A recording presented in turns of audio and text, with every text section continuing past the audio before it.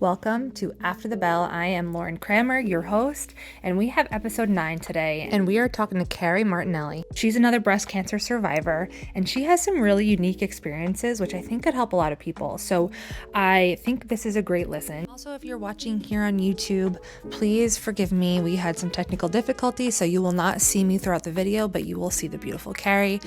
So please enjoy this episode and help me welcome Carrie. Carrie, we're so glad to have you here. How are you doing?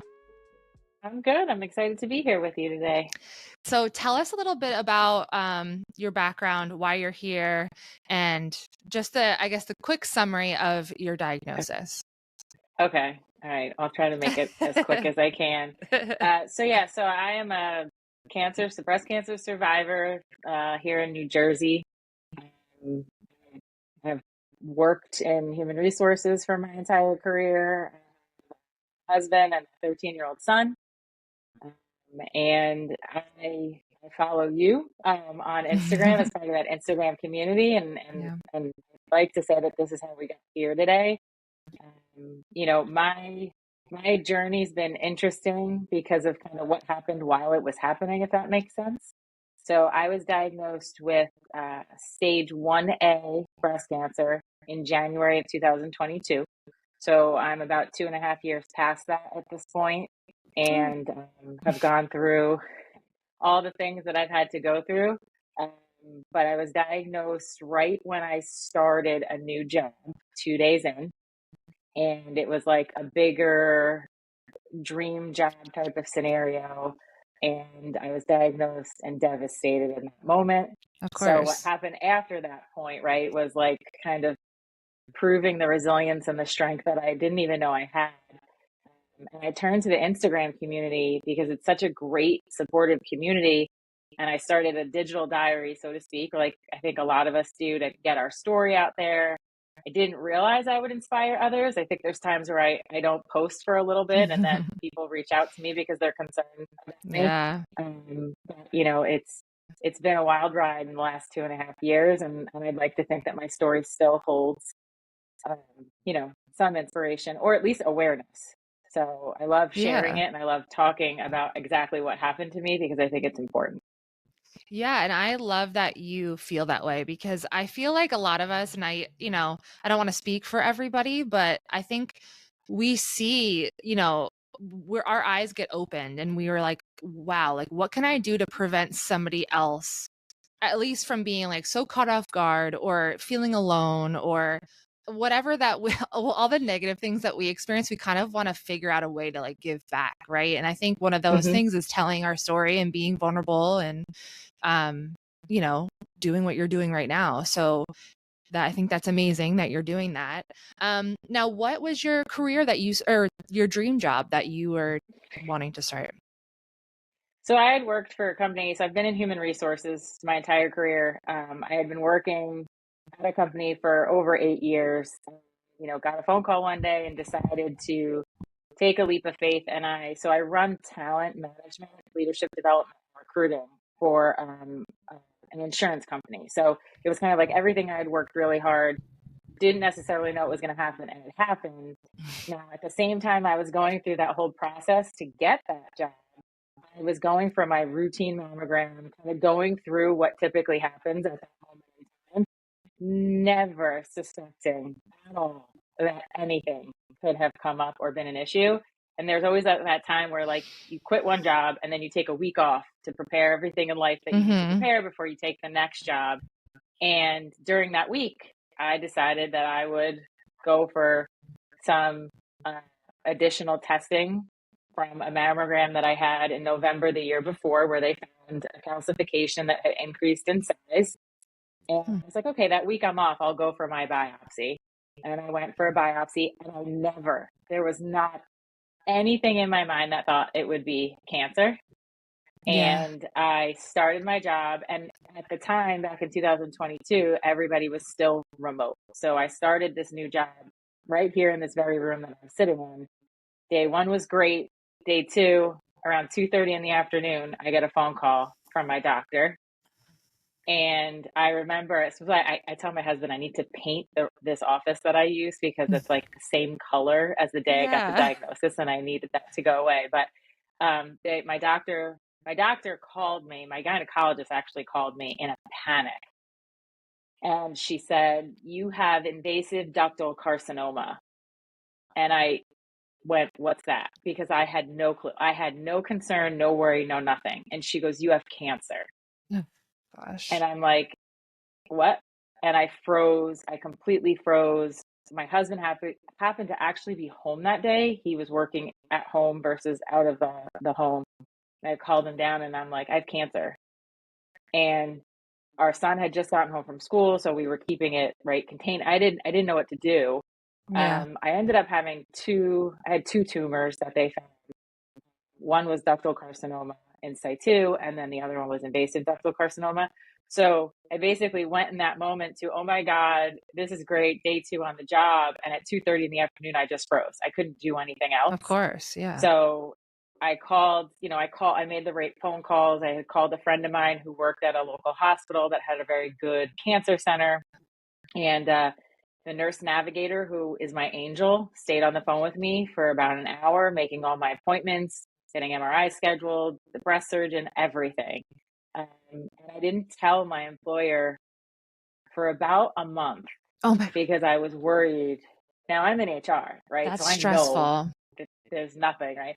So I told them, and there was a moment at work, something had happened. It's a very supportive organization. Something had happened, and a man, had shared their story about breast cancer. And that in Mhm. that moment, I went, okay, it's okay.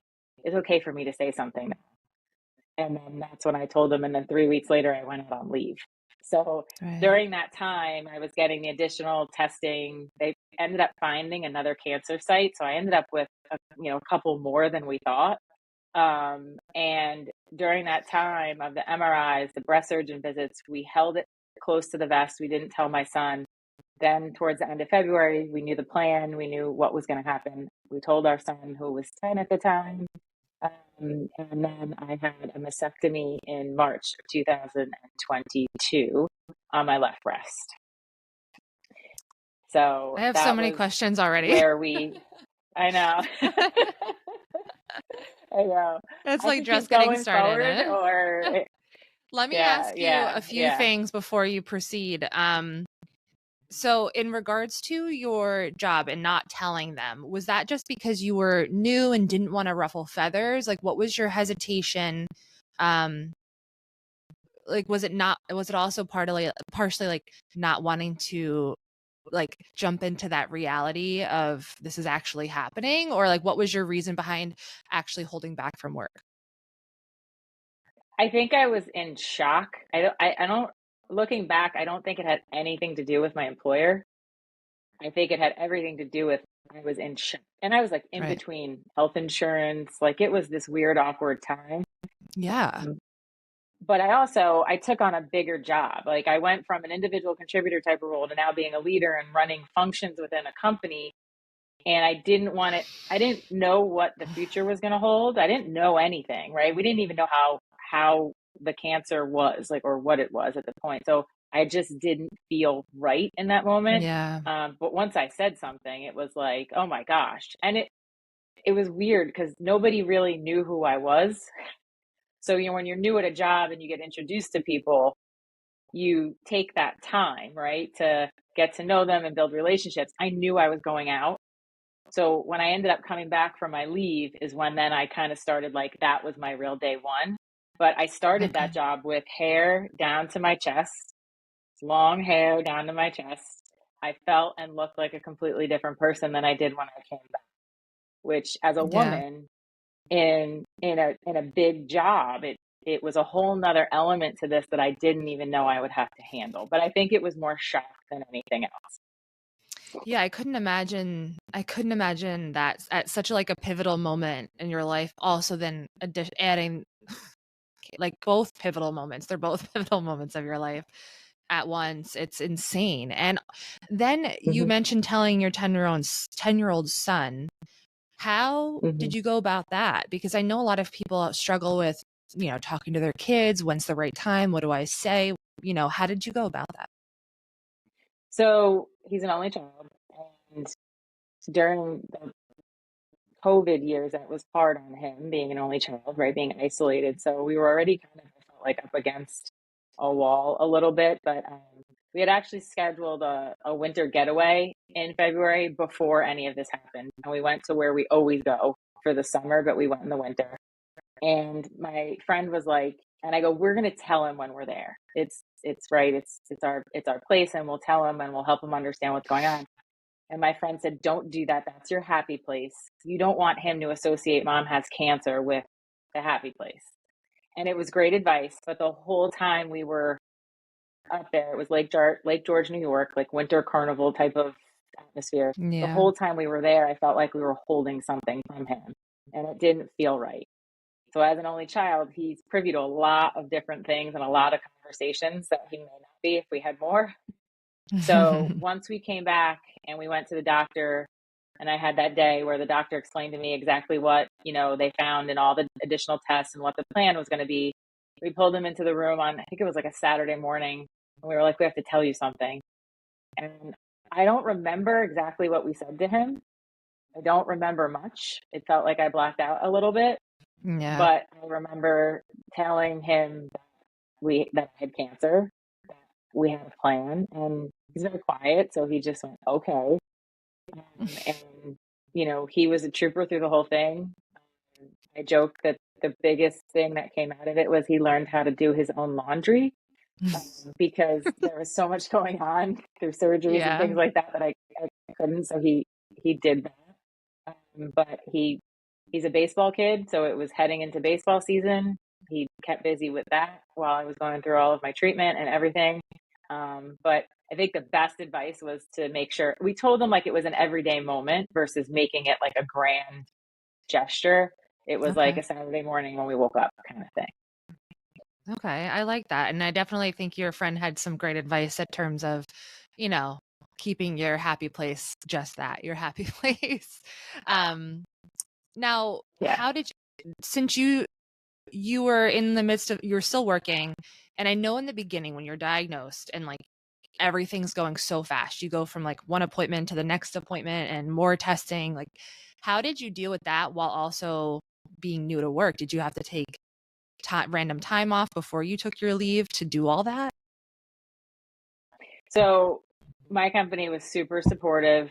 I always look back and go, I think everything happens for a reason, because that company that I had joined was very accommodating. Um, I think I would try to make most of my appointments in the morning or later at night. Hospital center that I went to had very accommodating hours. So we Amazing. tried to make sure we did that. But the job that I have, as long as I'm on, as long as I'm connected, as long as I, it worked out. And plus, no one knew me. So no one was relying on me to get stuff done. I was more in like a learning stage of here's the organization. It was a new industry for me, and I had to learn all that. Hmm. But it was hard because your mind is so scattered. And looking back, I have no idea how I got through that. I knew Yeah. very little up front. And now I feel like I know so much and I still don't know everything. Yeah. But I was able to work. We were able to make it happen. And it's just, I mean, it was a super supportive environment to be in, which I have to say may not have been the case if I had stayed where I was. So that's why I say everything happened for a reason. Yeah, absolutely. I love that. So now you've gotten to the point where you take your leave. I think that's where we left off, what you were kind of getting Yeah. through. So you could start from there. Oh, okay. So I worked up until the day of my mastectomy. I had a left breast mastectomy early March. And that went fine. It was actually pretty quick. I remember it was still COVID restrictions, so my husband couldn't be in the hospital with me beyond dropping me off. And I was in recovery longer than the surgery had taken. Like a lot longer, which was a little weird, but that's what it was. But I had the mastectomy. I came back. I wasn't healing well from the surgery, which was pushing out when I could start chemo. So stage 1A, they removed the cancer sites. We couldn't do a lumpectomy because I had them in. I had the cancer was in different spots and a lumpectomy was not an option. So we knew we would have the mastectomy and then have chemo. And the chemo is preventative more so because it was like, I always say to people, it's like a sneeze. Like they don't know necessarily where it went, but so I did opt in for the chemo just in case anything, had gone Yeah, awry. I had 3 lymph nodes removed during my mastectomy, and none of them had any cancer or anything beyond what they had wonderful. removed. So that was good. So the chemo was purely preventative. Now, the Did thing they was, because I wasn't sorry. healing, Mhm. that became an issue. What were Right, you going to yeah. say? I was gonna ask if you had the option, like, was it you that committed to chemo? Or was the doctor giving you the full ability to say yes or no? Because I know sometimes it's more, I mean, obviously it's your choice no matter what, but that's a hard decision to make. Nobody wants to do chemo, you know? So, Yeah. So I remember, so the day they sat me down to tell me exactly what was going on, stage 1A, after my blackout of oh my God, I'm now going to have the breast removed, she said to me, we will do chemo. And all that I could think of was, I'm going to lose my hair. That's my yeah, brain weirdly went right there. I think most women, that's where it goes to. Um, and when she told me that is when I went, well, is there another option? And she said, this is the best route given where the cancer was and, everything from that moment. sorry, So once that's when we decided. She did say I wouldn't need radiation though. she said what? I'm sorry. There would be no need for radiation.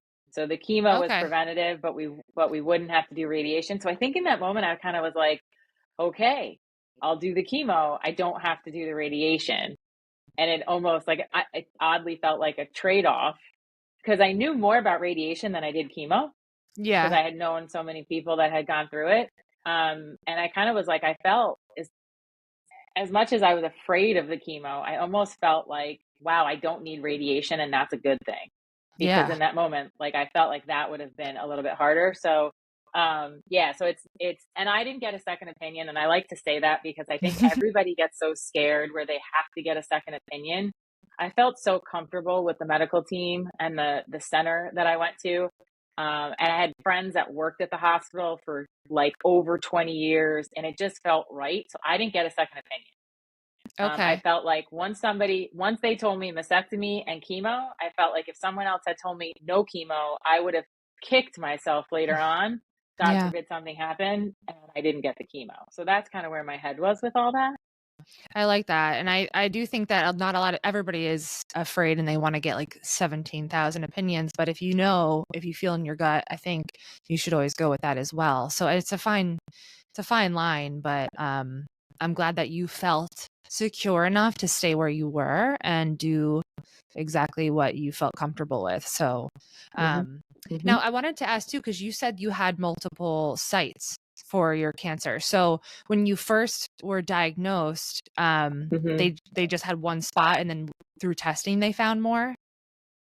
Yeah. So when they first did, so I should have told this in the very beginning. So I started getting mammograms when I was in my late 30s because Okay. I called it the wayward lymph node. Like I always felt something.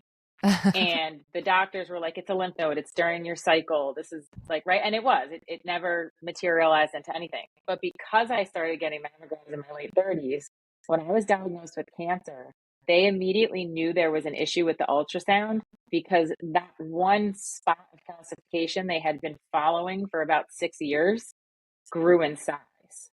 Interesting. So that's what alerted them to the problem. And then I went for the stereotactic biopsy, which then Yeah. showed, it actually showed 2 spots. That was ductal carcinoma, invasive ductal carcinoma. And then when they did my MRI, before I saw the breast surgeon, they found a third site that was DCIS as well. But it was like, they like 12 o'clock, 1 o'clock, 3 o'clock, whatever they tell you from a measurement perspective on your breast. That's how, Yeah. so it was no longer, we can just take it out of the top. We now have to go around and do all that. Interesting. So do you think that Yeah. that spot was DCIS the whole time? Like, what do you feel? Or like, I how do you feel about that? so I don't know. I went to this place where I wanted to know, and I am an open book when it comes to this because I feel like so many people can benefit from it. I was on birth control for most of my life. So at the age of 19, I took 1 year off when I had my son up until I was diagnosed with cancer. And Okay. I think that had something to do with it, but I'm not a doctor, right? And my medical team, my group of doctors, every time I said, I want to know where this came from because Yeah. I had estrogen positive, progesterone negative, which is very rare to do that positive negative, and HER2 positive cancer. So ER positive, Oh, okay. PR negative, HER2 positive. So that combination was hormonal driven cancer, is what they told me. And every time I tried to go back to say, was it, did it, did it, they go, we Yeah. only look forward. We don't want to look back. Understood. And Yeah. Yes. I held true to that. Yeah, because I didn't want to drive myself crazy and Yeah. it wasn't going to be healthy for me or anyone else. So yeah, so I kind of like, I don't know, maybe I was flying blind, but it just kind of felt like I was just moving in the right direction. And that's, I think, I don't know if it was, I don't think it was, but the year of the mammogram that I was diagnosed with cancer, it did feel like a deeper pain in my arm. Okay. And that year I had gotten my COVID shot. And the doctors kept saying, it's nothing. You don't have a deeper pain. It's just COVID arm. It's common COVID in arm. women. What is COVID arm? They called it COVID arm. They said, where'd you get your COVID shot? I said, on my left arm. And they said, well, that's COVID arm. It's common. I go, how is it common? The shot's Ugh. new. Yeah. It can't be common. Yes. Yes. So, Common doesn't and mean what was normal different, either. yeah. So what was different about it is that that pain that maybe I had felt each cycle or that wayward lymph node, it would go away when my cycle was over. And Okay. that's what made me go, okay. But then it lined up to the fact that it was my normal time for my mammogram, went for all the testing. So looking back, I think that lymph node and those years of the mammogram and the whatever I felt was my body looking out for me. And then that last time when that pain didn't go away, Yeah. my body was like, something's up. Pay attention to me. Yeah. Our bodies are temples. Our bodies are just full of goodness. But when your body tries to kill you, it's very hard to try to even figure out what you're supposed to do next. But you have to keep loving your body, even though you feel like in that moment it betrayed you. And I that's know. kind of how I went through this all.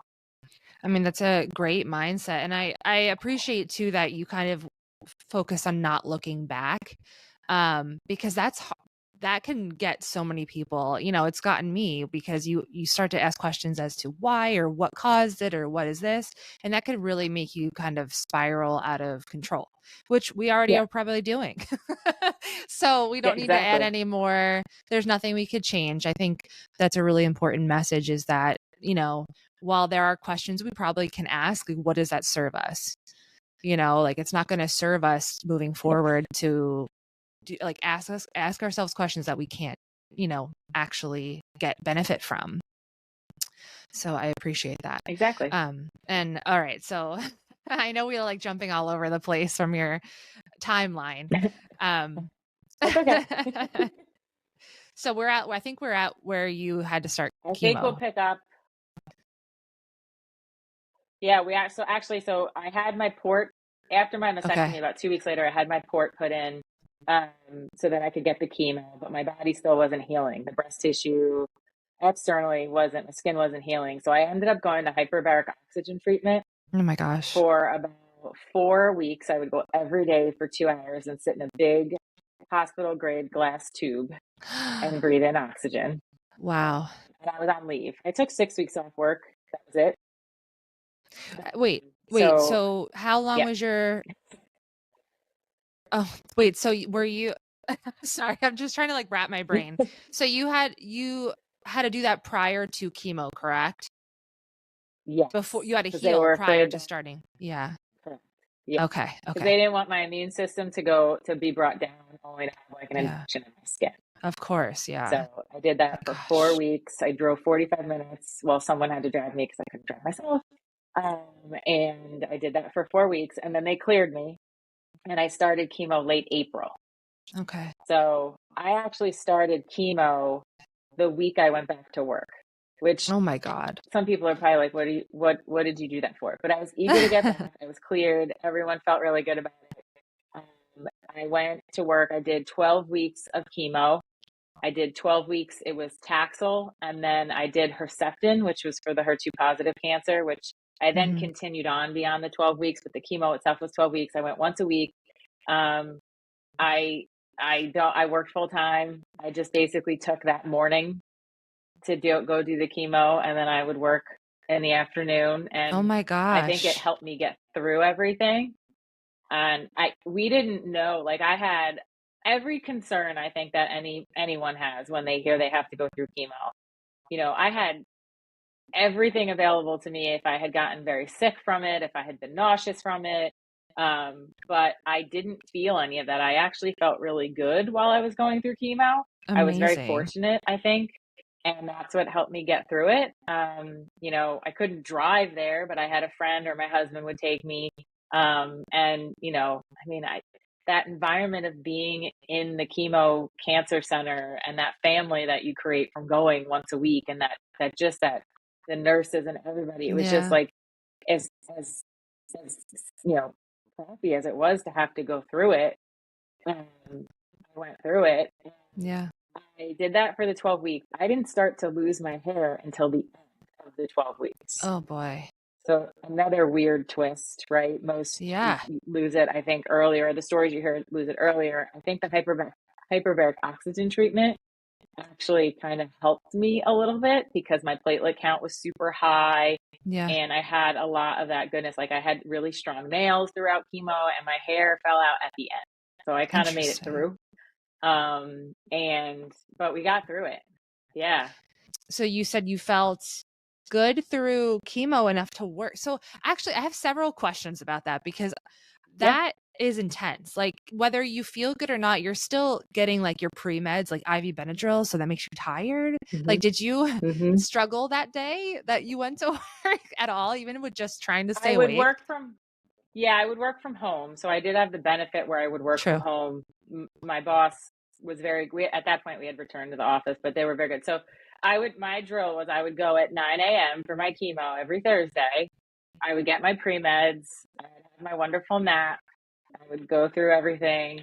Because I had the steroids too, right? I'd go home and I Yeah. would eat and then I take another nap, and then I would like work late afternoon. And then I would just kind of like make up time during the week. Like I'd start my day like a lot earlier during the week so that I didn't feel that I was. And then if there was a day that I really wasn't great, I would take the day, right? Because then it was like, oh, because there were some days I wasn't Yeah, superwoman, even of though in my head I course. thought I was.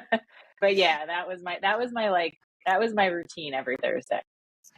Okay, well, good. That's amazing. And I know a lot of people, whether they can or can't work through treatment, you have to do what's right for you. And sometimes working is that gets you over that mental hump of, making it through to the end because it seems so long, like 12 weeks and then plus, your Herceptin like that. It just seems like there's no like it just feels forever away. Right. Um, Yeah.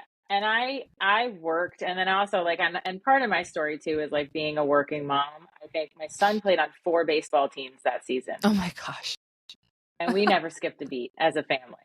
So I Amazing. think that got me through. The work got me through. And look, I have a job where I was new, right? So I wasn't picking up, like I was still learning to some extent. Now there were meetings I had to miss because I physically couldn't be there or things like that. But I had the luxury of a job that I could be Yeah. flexible with my time and work through it. I know not everyone has that ability. Like if I was a teacher and I had to be in front of people or, people relied on me differently, I wouldn't have had that luxury to do that. So Yeah. because I could do it, I was like more determined to try to get it done. I love that. Yeah.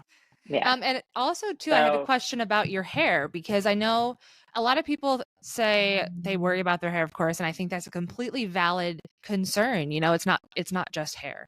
But were you anticipating Hmm. that the whole time since you didn't lose it early?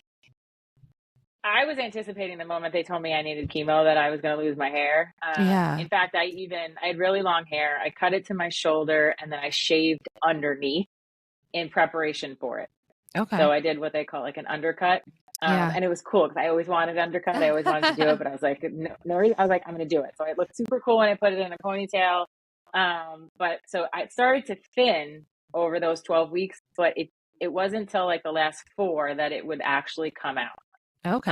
And I realize everyone's hair journey is different, Yeah. and everyone's hair journey is different from a personal perspective. I I kept going to shave it, and I was like, I'm going to do it today. And my hairdresser, who's known me for a long time, goes, I'm not doing it today. We're not doing it. We're not doing it. And it wasn't. And he said, he goes, Carrie, he goes, I've worked with a lot of women that are similar to this. He goes, I don't think you're going to lose all your hair. So I ended up losing like patches of it, which made it even more awkward. Yeah. So we just cut a super short pixie at Okay. the end. And then that's when so it was super, super short, probably a little bit above what the buzz would have been. Yeah. And now I have these wonderful, lovely curls Curls. that I didn't have before. I But yeah, know, so it's like, same. I feel like my journey was very different than others that I've heard of. But then when you meet with people, right, everybody tells you their side of the journey and it's just different. Yeah. Um, but yeah, that was kind of as I call it, the hair journey. Yes, it is the hair journey. It Yeah. is quite the journey. I tried my best to document my own because for other people to see, obviously, but also just I was curious to see like how far I would come from, before all the way through till even now. I still even take pictures like, oh, like because I'm Yeah. amazed at how long my hair has gotten. It's been 3 years. So Oh I yeah. think yeah, I think and I was curly too when I came right out. I had tight curls. It was Did you fun. have curly hair before? Not well, when I was little, sure, but I would say Yeah. wavy hair prior, but definitely not Yeah. what I thought. I mean, maybe I did because I never had my hair that short, so Yeah, true. I didn't know, but yeah. Yeah.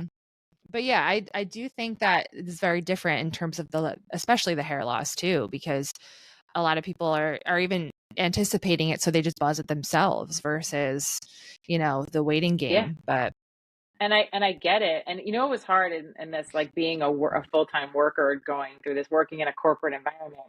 yeah. I then, once I got back into the swing of things completely and chemo was over, I would go to like big meetings and have to present in front of people. And I didn't recognize myself because my hair Yeah. was super short.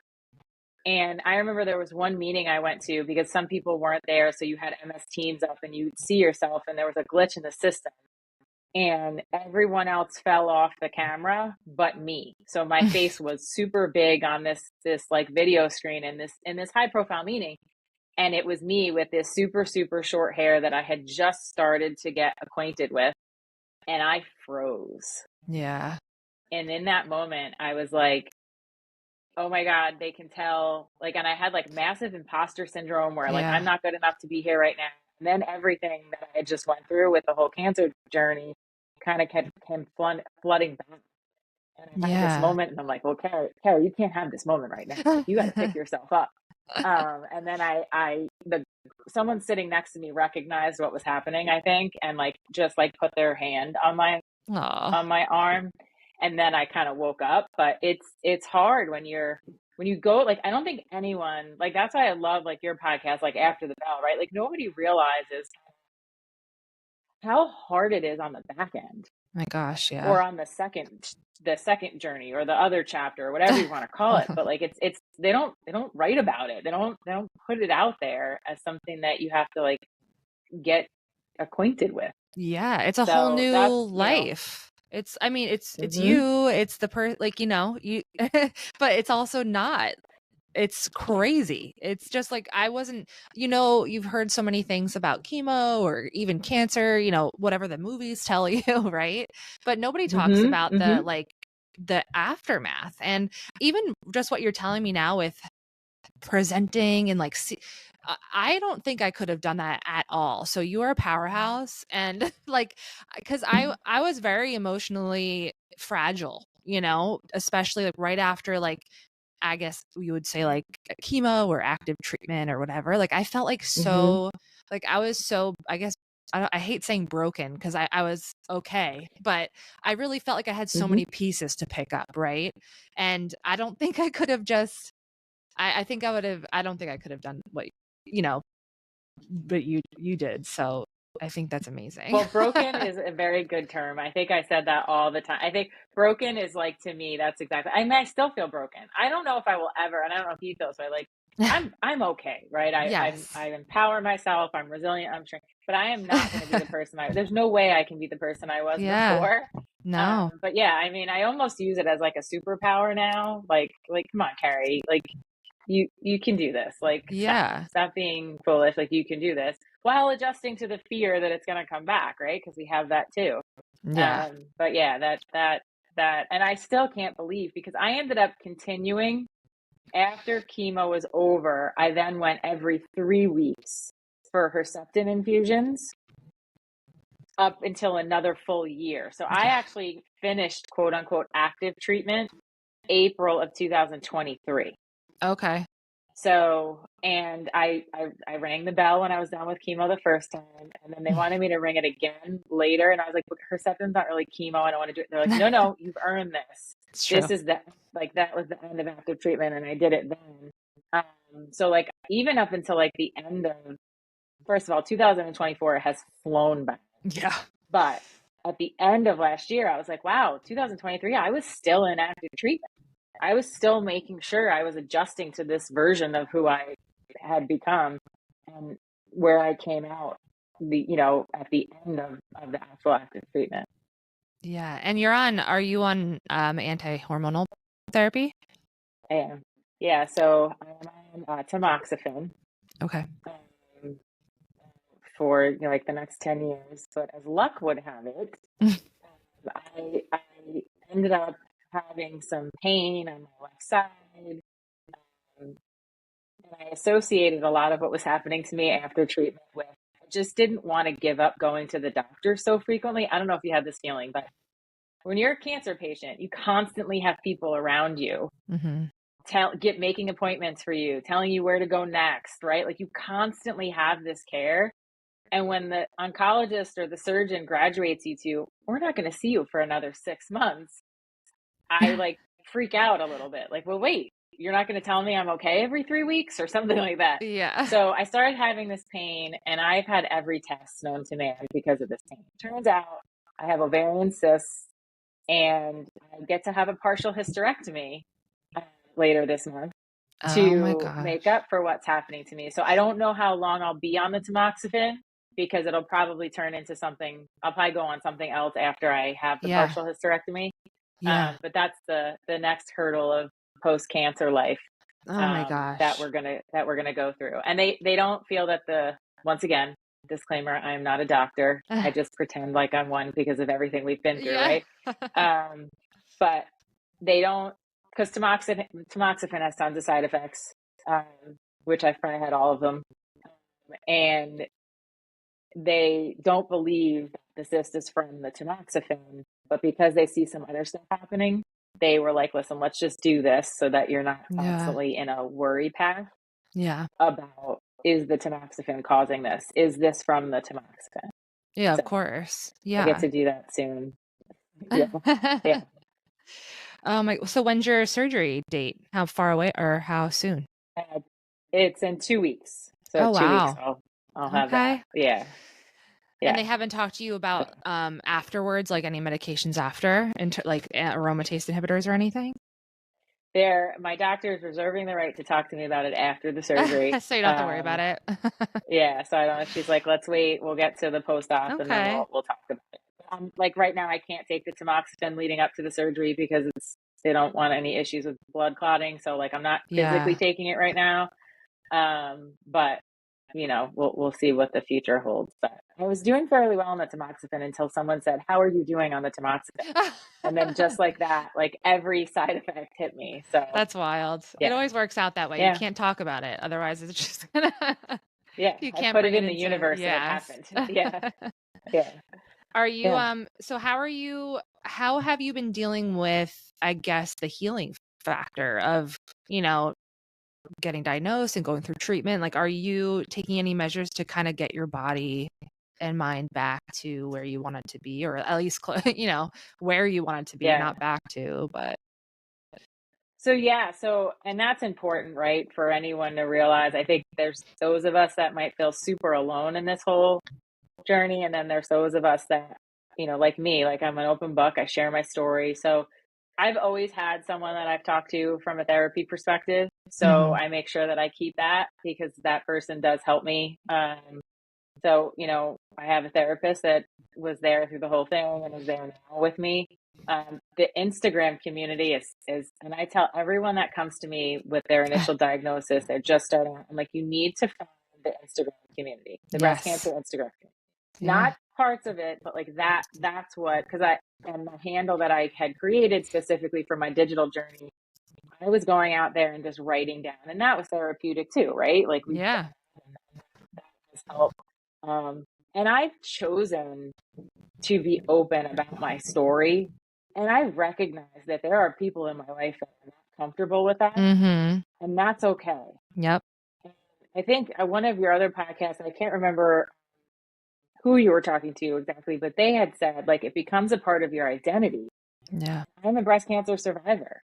I'm a working mother. I'm a breast cancer survivor, and it's part of me. So I can't Yeah. not talk about it. And I think because I talk about it is helping me mentally.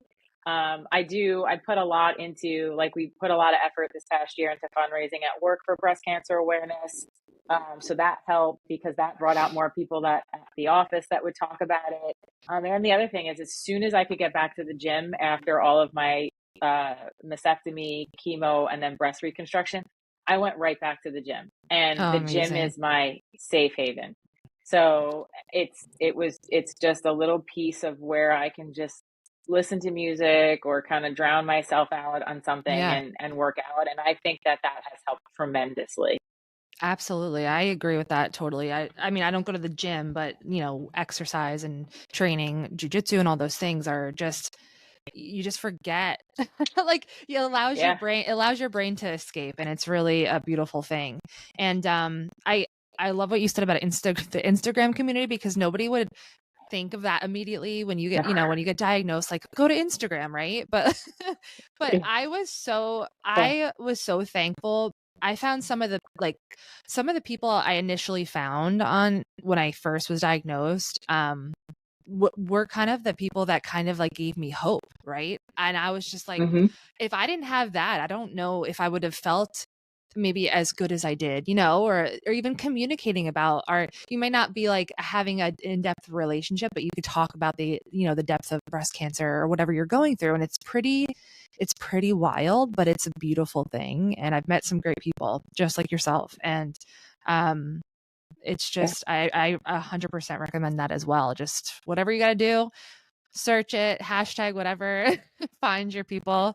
Um, they're great. It's Yeah. unfortunate And group, that's what but I yeah. And that's what I did. I started a separate handle from like my regular personal one. I me too. started a Yeah. separate one because right, because part of it was like, I want to be able to say stuff on here that I'm not going to say to other people right now. I just need to put it out there. And I Yeah. think to your point about the hashtag, I think I just put breast cancer, and then all of Yeah. a sudden people start coming. I mean, it's like a trusting community too, which is wild, right? When you think about it. Yes. But I've sent like my neuropathy mittens and booties that I use to ice my hands and feet during treatment. I ended up making friends with somebody. I sent her all my stuff.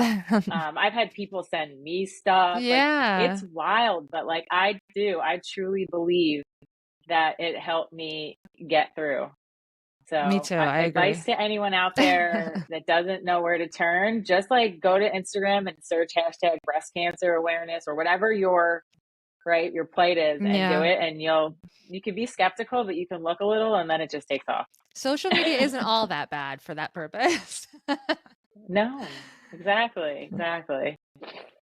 Um, so now that you have your surgery coming up, how are you, what are you Hmm. doing to prepare for that? Are you feeling okay about it? Are you feeling like ready to get it over with?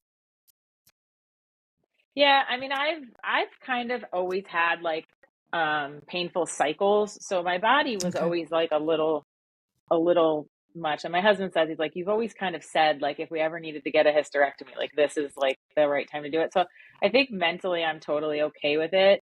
Um, but I'll admit, when I got the paperwork like a couple weeks ago and it said, you know, remove ovaries, I kind of, just similar to that feeling of remove left breast, it was that feeling of Yeah. I'm taking another part away of what makes me a woman, right? Like Yeah. I'm taking another piece of that out. So once I got past that, I was okay. I'm told it's a fairly routine surgery and that other than some painkillers, I'll be okay. You know, I can't go in the water for a while, which is a little disappointing, but I'll Yeah. take the alternate, like, I'll be healthy, right? And Yes. that's what I keep Yes. thinking about. Absolutely. So I'm gonna work up until the day I go, and then we'll go over the surgery in and out, and hopefully it'll all work out. But trying to educate myself a little bit, right, on like what it is, Yeah. because I've been told I will be in full menopause at that point. So that's Yeah. another wonderful thing that I'm thinking through. Now, yeah, I was gonna, because I don't have the experience with tamoxifen, and I know it's just a, I know it just like blocks your receptors or whatnot. It's not Yes. necessarily menopause, or it doesn't. So you still have a cycle along with tamoxifen? Yeah, Okay. I do. Okay. Right, very regular, the whole thing, which is odd a little bit. But I mean, I have a lot of estrogen flowing through my body, which was another reason why I was like, yes, okay, we can do this. Let's have the surgery. Let's do it. Because it'll minimize it. And the tamoxifen kind of gives you symptoms of menopause, Right. hot flashes, joint pain. Okay. So I did experience it a little bit. Um, Okay. but I'm very regular. So it was just odd. It just felt like, well, why do I have all this estrogen flowing through my body if we're Yeah. taking something that's supposed to limit it? But you know, I believe we are headed in the right direction, and I give myself grace, and I look towards that direction. I love that. Yes, you have to. You have to be gentle on yourself. And I, like you said before, everything happens the way it should, right? So this Hmm. just is how it should happen. Your body's not tolerating tamoxifen the way, they want or you want, and this is the next step. And Hmm. um I think from going through cancer treatment, you kind of have to learn to just roll with the punches. So you just kind of got to power through, and you seem like a very, I'm just going to power through individual. So it's Yeah, just like the yeah. next step of the process. It is tiring though. Like, right? Like you get, Yes. it's like just when you feel like you got past one part, you're like, all right, okay. I mean, I never had surgery a day in my life before Yeah. cancer. I Right. never, and none of that. I mean, the only thing I was in the hospital for was for my son's delivery. So, like, it was like, now I feel like you opened me up, and now all this other stuff keeps happening. So it's just tiring. I know. It's like But I'm once you like break blessed the and seal. fortunate. Yes. Yeah. Yeah. But and look, I'm very blessed and fortunate, and I totally understand that, and I admire the women that have it much at a much more difficult pace than I've had it, and I admire them, and I hope that they, you know, realize how much they help other people because of Yeah. just pureness of what they're going through. Um, you know, but it I feel like I've done what I've needed to do to heal, what I continue to do to heal, and manage worry and anxiety, right? Because that's going to exist no matter what. Like every time you have a pain, Yep. you're thinking it's cancer, it's Yeah. cancer. But then and that's why I love my oncologist. It's like anytime I call, they're like, all right, we'll get you in for this test and no questions asked, and they go. Yeah. So that's helped as part of my healing too, because nobody has made me feel like I'm wrong. I love that. Yeah, They, you need people who are yeah, supportive of your, not only just what you physically feel, but just like mentally your thoughts and feelings along with the physical. Because if you're sitting there having this pain and you're thinking cancer, that's not healthy. That's not healthy for anybody, you yeah, know? yeah, Um, yeah. Hmm. so that's great that you have a nice Hmm. supportive Yeah, care team for sure. yeah. Now, did you ever hit, like when you finished, I guess, your active treatment? I know it's kind of you feel like the first chemo was the end versus, I guess, Herceptin. But did you ever feel like you actually hit like a wall like mentally after chemo ended, or did you feel like you kind of just rolled through right into kind of getting back into life after, all of that? No, I definitely hit walls, multiple. Yes. I definitely hit them. I consider like when I froze at that presentation, I Yep. consider that a wall. Um, I I had some dark, deep days, Yeah. and on those, and I can't remember them all, but I do remember there was one day that I did not want to get out of bed, and Yeah. I'm like, I just can't do it. And my doorbell rang, and I was like, well, I definitely don't want to answer the door. And a woman in the town that I live in who makes cookies had Aw. heard had heard what I was going through and went through, and made breast cancer cookies. Like they were in the shape of like pink cancer ribbons and like all No. the stuff. And she left it at the porch. And I still have a picture from that day because after she left and I went and got cookies and I texted her to say thank you. And I would call her maybe an acquaintance, right? Like it wasn't somebody that Yeah. would have done that otherwise. I took that as a sign from the universe of get up, get out, like stop it. I put on a great workout outfit and I rode the bike and like Aw. that. So I had moments like that. But yeah, I still have them. I still Yeah. have moments where I feel like, did that just really happen? Yeah.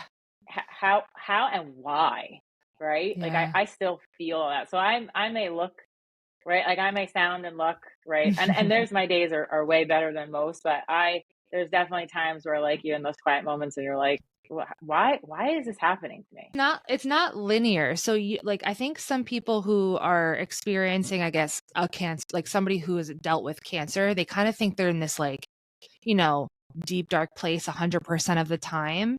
And it's just not necessarily that way. Like, yes, you have bad days, right? And you have Mm-hmm. moments where you're allowed to stay in bed if you really want to, or, you have like, I call them survival days. You just got to make it through the day to get to sleep and like make it through the next day. But Yeah. you're also going to have really good days too. Like days you could have positive moments through this experience. It's not all this dark. It's up and down. There's lots of different levels to it.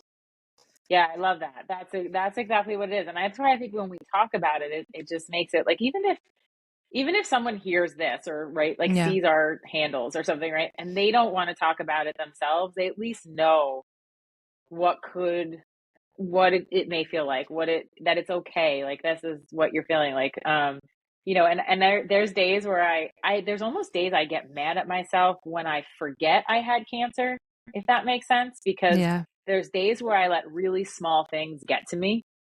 And when I was Hmm. going through cancer treatment, I never let small things get to me because there was so Right. much going on that was so Yeah. much more important. So now I almost get like mad at myself. Like, come on, like this is nothing. Like Yes. you don't, this is nothing. So yeah, I think you're right. It's not, it's all over the place. It's a pattern and I think it's going to be like that. Like, and I'm okay with that. Yeah. I'm Yeah. okay. Yeah, me too. I totally agree because I think I think it's also part of the acceptance factor of it. I think you have to go through a little phase of accepting what is versus what you want it to be because like you said earlier, like Mm, we are breast cancer survivors. Like we're living in survivorship and we will for the rest of our lives. Like there's mm-hmm. no getting out of that. So we might as well try to embrace what is and go with the flow of whether it's emotional, physical, you know, all the changes and all the craziness that life brings on. But Yeah. Yeah. using it as your Yeah. And superpower. using that as superpower. And like, honestly, like this today, like you having a space for me to even share my story is tremendously therapeutic for me, right? Yes, I Because it's been a agree. little bit of time and then I'm able to share it because like all while I was going through everything, I was caring for, an older parent, being a Ugh, mom, trying to be a good wife, like all the things that like come with it, working, providing, that's a like all lot. these things were still happening. Yes. Life still goes on. So Yeah. Yeah. yeah, yeah. You had meant just briefly touched on the having to care for your parent. Was that Hmm. what was that like? Because going through treatment and then having to be, you almost have to be cared for, and then now you're caring for somebody else as well. That's a Yeah. lot. That's really intense.